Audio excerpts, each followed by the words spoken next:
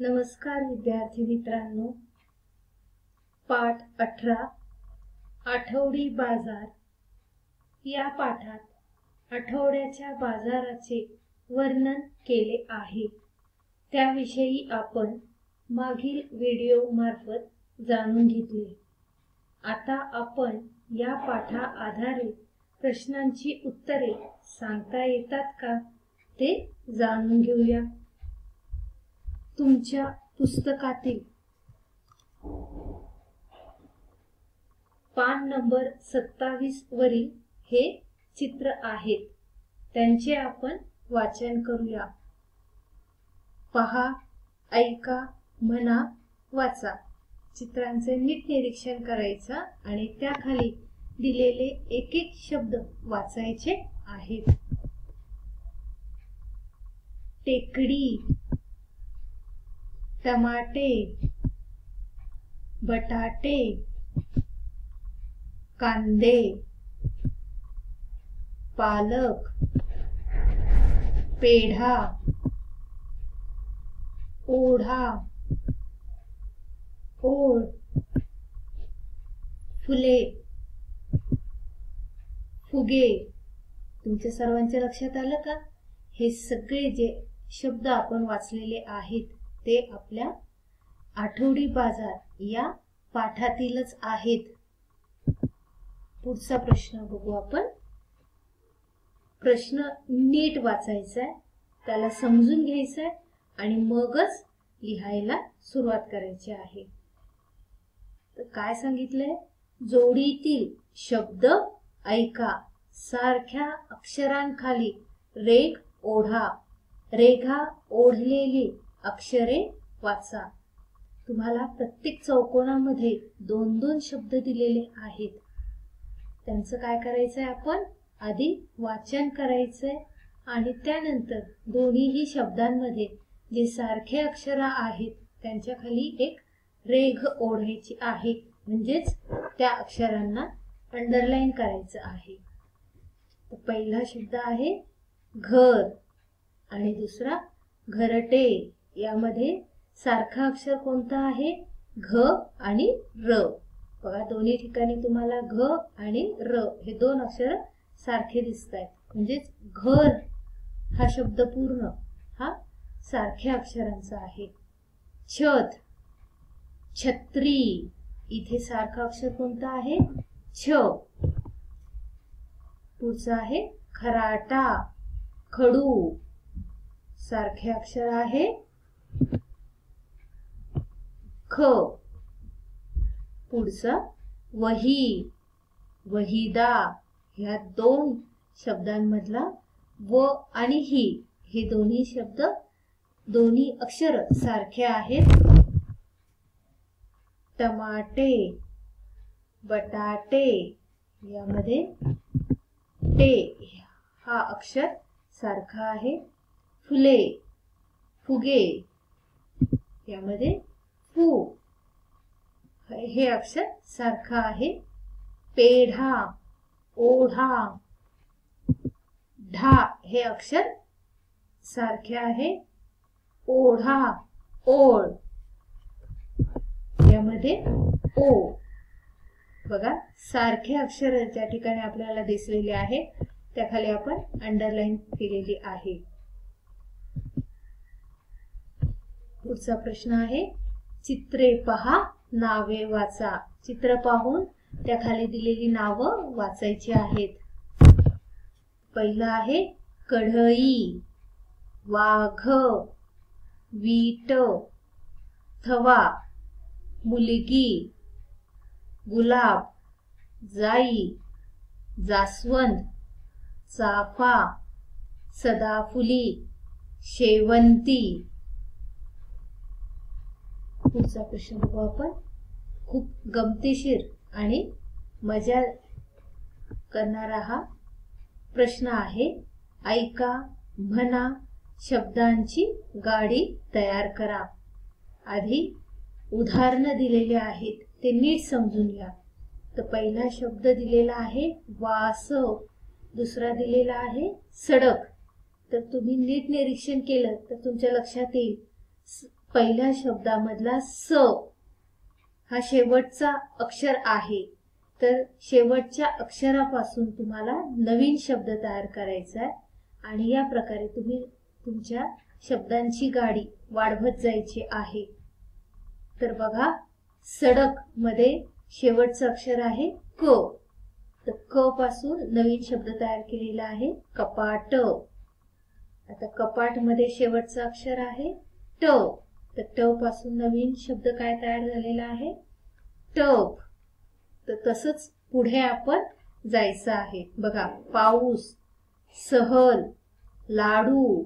आता लाडूच्या पुढचा डू या अक्षराने तुम्हाला नवीन शब्द तयार करायचा आहे. तर नवीन शब्द आहे डूल. तर ल पासून नवीन शब्द तयार करायचा आहे, तर तो शब्द आहे लवकर.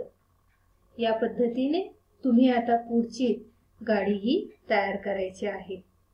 दुसरं बघा, ओढा, ढाल, लसूण, नथ, थवा. वा पासून नवीन शब्द तयार करू आपण वास. स पासून नवीन शब्द तयार झाला ससा. पुढचं उदाहरण बघा, एक, कडक, कान, नाक, कप, पाय, ये. आता येच्या पुढचे शब्द आपल्याला तयार करायचे, तर ये पासून नवीन शब्द तयार केला आहे येतो. तो पासून नवीन शब्द तयार झालाय तोरण. आता या पुढची शब्दांची गाडी तुम्ही वाढवत जायचं आहे. तर आपण नवीन प्रश्न कोणता आहे त्याचं उत्तर आपल्याला देता येतंय का ते पाहूया. गाळलेल्या जागा भरा. तर गाळलेल्या जागा भरा ह्या प्रश्नाचं उत्तर अचूक तुम्हाला कधी येईल, जेव्हा तुम्ही पाठाचे नीट वाचन कराल तेव्हाच. तर पहिला प्रश्न आपण वाचूया, ही आमच्या गावची डॅश. तर उत्तर आहे ही आमच्या गावची टेकडी.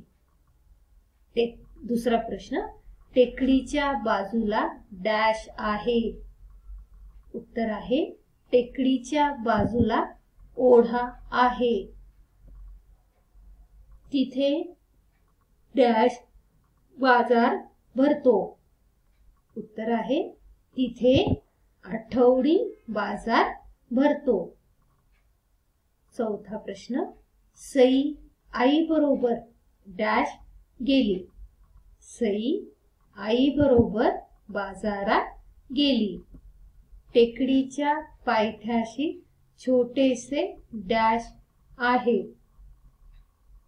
टेकडीच्या पायथ्याशी छोटेसे मैदान आहे. पुढचा प्रश्न आहे, खालील प्रश्नांची एका वाक्यात उत्तरे लिहा. टेकडीच्या बाजूला काय आहे? उत्तर आहे टेकडीच्या बाजूला ओढा आहे. दुसरा प्रश्न, छोटेसे मैदान कोठे आहे? उत्तर, छोटेसे मैदान टेकडीच्या पायथ्याशी आहे.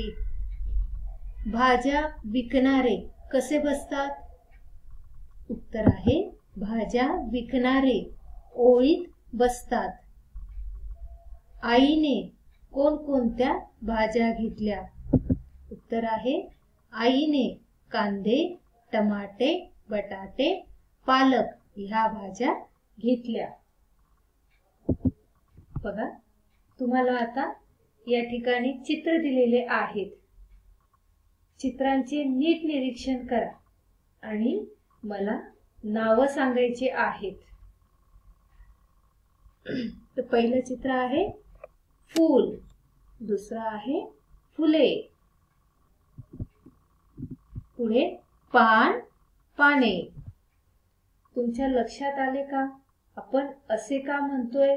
एक असेल तर फूल आणि एकापेक्षा जास्त असेल तर फूल या शब्दाचा बदल केला व आपण म्हणालो फुले. यालाच व्याकरणामध्ये वचन असे म्हणतात. वस्तू एक असेल तर एकवचन आणि तीच वस्तू एकापेक्षा जास्त असतील तर अनेकवचन. लक्षात राहील ना? अशा प्रकारचे अजून काही शब्दांचा आपण अभ्यास करूया. तर बघा, पहिल्या चित्रामध्ये एकच झाड आहे तर आपण काय म्हणतो? झाड. आणि एकापेक्षा जास्त असतील तर काय म्हणतो? झाडे. बघा, खाली अजून काही छान उदाहरणं दिलेले आहेत. फूल, फुले. फुगा, फुगे. मुलगा, मुलगे. वचन बदला असा जर प्रश्न असेल तर तुम्हाला माहितीच आहे, वचनाचे 2 प्रकार आहेत, एकवचन आणि अनेकवचन. जर दिलेला शब्द म्हणजेच बघा इथे उदाहरणार्थ दिलेला आहे फूल, मग हा फूल हा शब्द काय आहे? एकवचनी. तर तुम्ही आता उत्तर लिहिताना अनेकवचनी लिहायचं आहे. तर उत्तर आहे फुले. फुगा एकवचनी शब्द आहे, अनेकवचनी शब्द काय तयार होणार? फुगे. मुलगा, त्याचं अनेकवचनी शब्द काय आहे? मुलगे. पान, पाने. घर, घरे. आता झाडे हा अनेकवचनी शब्द आहे तर एकवचन काय येणार? झाड. लाकूड, लाकडे. मासे, मासा. या पद्धतीने तुम्ही सुंदर अक्षरामध्ये हे जे प्रश्नांची उत्तर आता आपण पाहिली आहेत ती लिहायची आहेत आणि पाठात बरोबर ह्या प्रश्नांच्या उत्तरांचे सुद्धा नेहमी वाचन करायचे आहे. लक्षात राहील ना? धन्यवाद.